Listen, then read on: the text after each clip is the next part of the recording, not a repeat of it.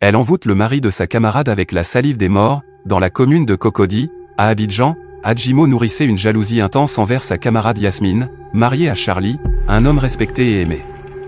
Désespéré de s'approprier Charlie, Adjimo décida de plonger dans les ténèbres de la sorcellerie. Likez la vidéo et abonnez-vous à Balagui pour plus d'histoires mystiques. Sur les conseils d'une vieille sorcière, Adjimo se rendit à la morgue de la commune, un lieu silencieux et glaçant. Là, elle trouva un gardien corrompu, prêt à l'aider pour quelques billets. Sous la lueur vacillante des néons, ils pénétrèrent dans la chambre froide, où Adjimo préleva discrètement la salive d'un défunt. Avec cette salive imprégnée de mort, elle confectionna un repas destiné à Charlie. Le lendemain, elle se présenta chez lui, offrant le plat avec un sourire trompeur.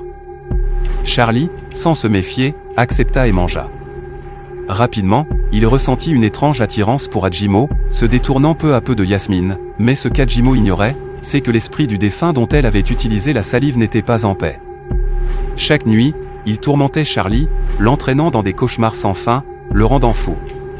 Yasmine, terrifiée, fit appel à un marabout qui découvrit l'envoûtement. Avec des rituels ancestraux, il parvint à libérer Charlie de cette emprise maléfique. Mais pour Adjimo, le sort était scellé. Hantée par l'esprit vengeur, elle paya cher sa trahison, condamnée à vivre dans la misère, et aucun homme n'est attiré par elle jusqu'au jour d'aujourd'hui. Ceux qui utilisent les forces obscures pour détruire le bonheur des autres se condamnent eux-mêmes à un destin encore plus sombre. La paix et le bonheur ne s'obtiennent jamais au prix de la trahison et de la magie noire. Que pensez-vous de cette histoire? J'attends vos avis dans les commentaires. C'était Balagui. Abonnez-vous à Balagui pour plus d'histoires mystiques.